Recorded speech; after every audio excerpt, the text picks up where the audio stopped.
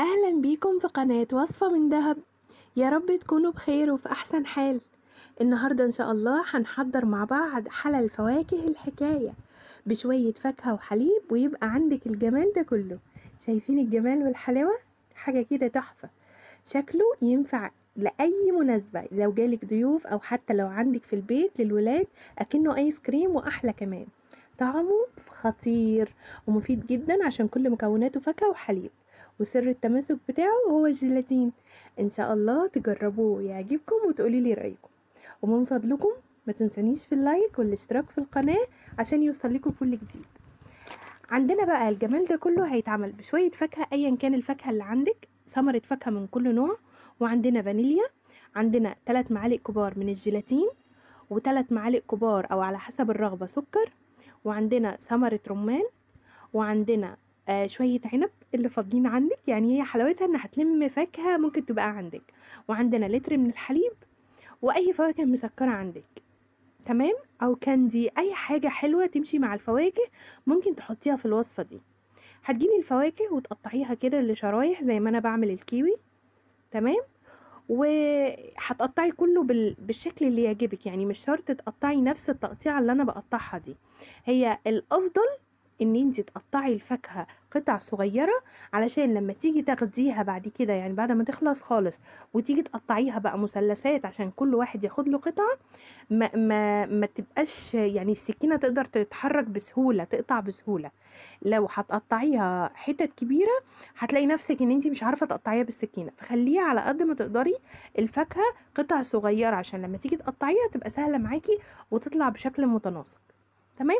وهتقطعي البرتقال، لو عندك برتقال هتقطعيه كده بالشكل دوت، او برضو باي شكل انت عايزاه. انا كنت حابة ان انا اقطعه كبير شوية عشان الشكل من فوق بس. تمام.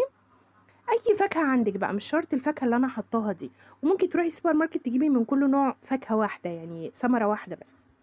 واللي هيربط لك كل ده مادة الربط هي الجيلاتين. عندنا هنا 3 معالق كبار من الجيلاتين، هنحط عليهم شوية لبن ونقلبهم ونسيبهم على جنب عبال ما نحضر الحليب.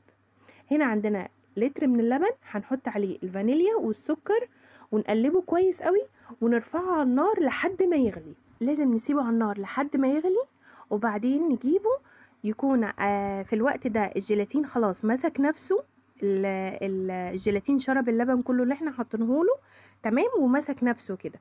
هنروح ضايفينه على اللبن اول ما ننزله بعد ما نغليه، تمام، زي ما انتوا شايفين كده. هنحطه بقى على اللبن، نحط المقدار كله عشان ده مقدار للكيلو، فما ينفعش ان احنا نسيب في طبق الجيلاتين جيلاتين. تمام. وهنقلب كويس قوي لحد ما نحس ان الجيلاتين كله ما بقاش فيه تكتلات ولا حاجه في اللبن، وداب كله في اللبن. وبعدين هنسيبه لحد ما يهدى خالص، ما ينفعش نحط اللبن وهو سخن على الفاكهه. ونبتدي بقى نحط الفاكهه في الطبق اللي احنا هنقدم فيه او الحله او اي حاجه، بس يكون اللبن بارد. هنحط بقى اللبن اللي عليه السكر والجيلاتين والفانيليا، هنحطه بقى على الفاكهة، تمام، كمية كلها. وبعد ما هنحطه بقى كده هندخله على التلاجة لحد ما يمسك نفسه. هنا انا بعد ما خلصت خالص حسيت ان الحليب كتير على البايركس اللي انا حطاه، ففضيته في حتة تانية، وبعدين فضيت الفاكهة بالحليب في بايركس تاني اصغر اللي هو قدامكم دلوقتي. تمام. هنا بعد ما حطيته في التلاجة مش اقل من 4 ساعات على حسب كل واحد التلاجة بتاعته، وطلعته. هبتدي بقى افصل الجناب كده شوية عن البايركس عشان اعرف افضيه. طبعا انا هنا هفضيه مرتين علشان انا حابة ان الوش اللي انتوا شايفينه ده هو ده اللي يبقى قدامنا، يعني ما يبقاش اقلبه ويبقى القاع بتاع البايركس هو اللي قدامنا. وهتشوفوا دلوقتي تسمي الله بقى كده وتروحي قلبها حلو، ان شاء الله تتقلب معاكي بكل سهولة. تمام. هنحاول بقى نطلع البايركس كده.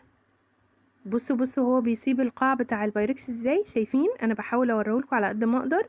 هي كده خلاص الحالة نفسها نزلت لتحت، سابت البايركس نفسه ونزلت لتحت. هبتدي بقى انا اشيل الطبق البايركس دوت واسيبه في الحله ديت، الحله البايركس دي، عشان انقله مره كمان، عشان انا مش حابه ان القاع دوت او المنظر اللي قدامنا ده هو ده اللي يبقى الفينش. لا، انا عايزه الوش اللي انا رصاه، فاهميني؟ هتشوفوه دلوقتي. فهنقله مرة كمان وربنا يستر. هو الموضوع عايز سرعة كده وتكوني محضرة كل حاجة جنبك، هتلاقي طلع من ايدك احلى حاجة ان شاء الله. ربنا يحسن ما بين ايدينا كلنا. شايفين بقى الجمال بعد ما عدلتها كده؟ حكاية. ريحتها كمان جميلة والله العظيم، وشكلها بقى مش قادرة اقول لكم، انتوا شايفين جمالها. يعني لو عندك ضيوف او لو الاولاد عندك مش بتحب الفاكهة، ممكن لو قدمتيها بالطريقة دي الكل يحبها وياكلها. حاجة بجد جميلة جدا، انا كنت فرحانة بيها جدا بجد. ان شاء الله لما تجربوها تفرحوا وتفرحوا اولادكم بيها باذن الله. هنا انا قطعت لكم قطعة كده عشان اوريها لكم. جميلة جميلة جميلة. تخيلوا بقى كل معلقة بطعم شكل، تجنن بجد. ان شاء الله تجربوها وتعجبكم وتقولي رأيكم. مع الف سلامة.